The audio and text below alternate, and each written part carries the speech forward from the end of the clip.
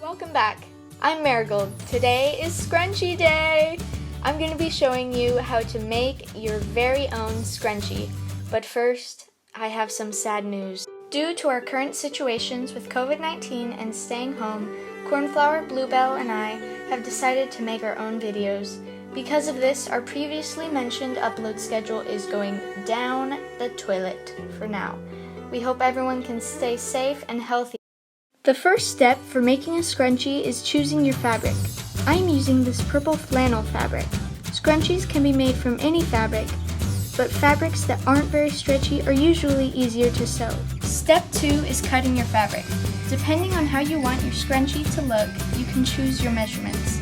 If you want a bigger scrunchie that has more folds, then cut a 4-inch by 26-inch rectangle. If you want a smaller scrunchie with fewer folds, then cut a 3.5-inch by 22-inch rectangle. The smaller number is going to end up being how long around the scrunchie is. The larger number is how much fabric is being scrunched together. Knowing this information, you can change the measurements to fit your style. I prefer larger scrunchies with more folds, so I'm cutting my fabric into a 4-inch by 26-inch rectangle. When you are marking the point where you need to cut on your fabric, I would recommend using a Crayola washable marker so that it isn't permanent and so that it can wash out.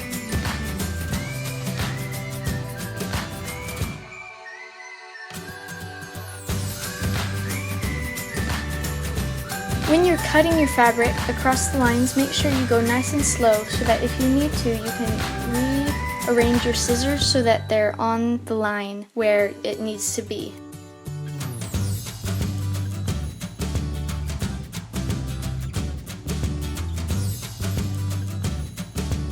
As you can see right here, it's a little bit uneven, but that's okay because it will be sewn up and no one will ever see it.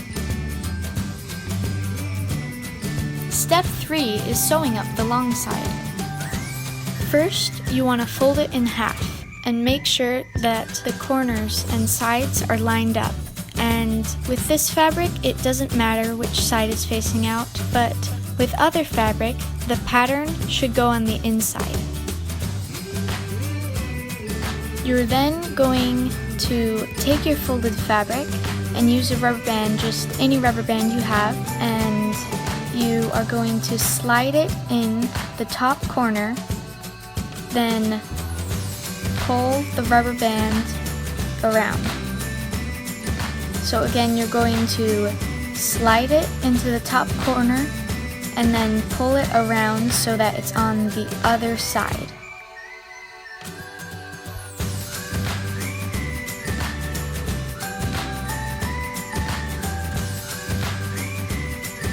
It should look like this with the sides still lined up. You're going to line up the side of the fabric so that it is right where the side of the foot is. And you're just going to sew with a straight stitch and make sure the sides are lined up with each other and with that foot the whole time. As you go, you're going to pull the fabric over the rubber band so that it's still in half over the rubber band and so that the sides meet. As you get to the end, you may notice that the bottom corners aren't totally lined up, and that's okay. You can fix it later on. You don't have to worry about it right now. When you're finished sewing, you can just cut the threads and move on to the next step. Step 4 is turning the fabric right side out. If you made your scrunchie really skinny, then it will be harder to turn right side out, but I often use a Sharpie or even pliers to help me. Your scrunchie should be looking pretty close to being done.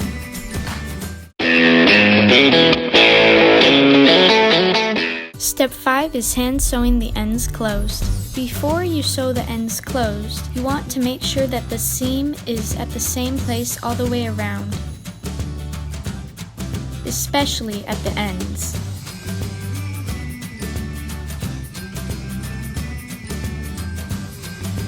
Once the seams at the ends are lined up, you're going to take your needle and thread, threaded with thread the color of your scrunchie, and you're going to put it up from the bottom to the top just through one side, so that the knot at the end of the thread is hidden away.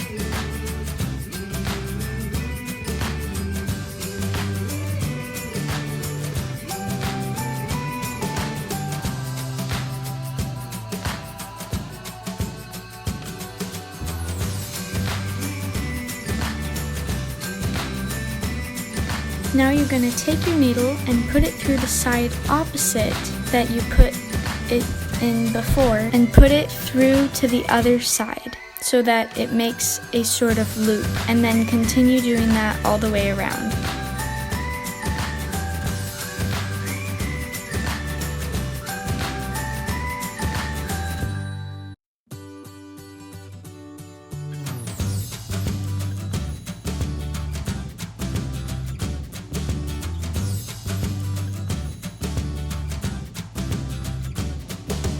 Now that you've stitched all the way around the end of the scrunchie so that it's connected, you're going to take your needle and put it under one of your stitches near where your last stitch is. And you're going to pull it through so that there's a loop, and put your needle through that loop so that it makes a knot.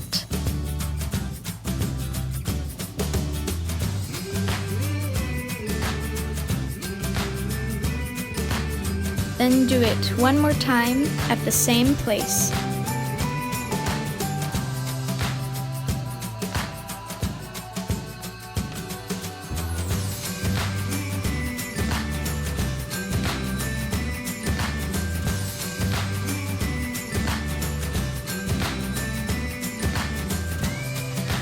Now stick your needle into the fabric and put it out somewhere farther along the scrunchie.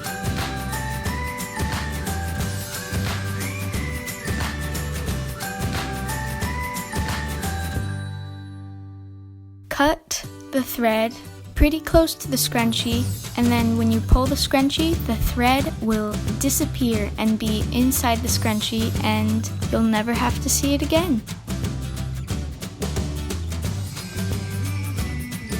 And that's it. That's how you make your very own scrunchie. Comment down below if you have any ideas about what we should do, and don't forget to like and subscribe.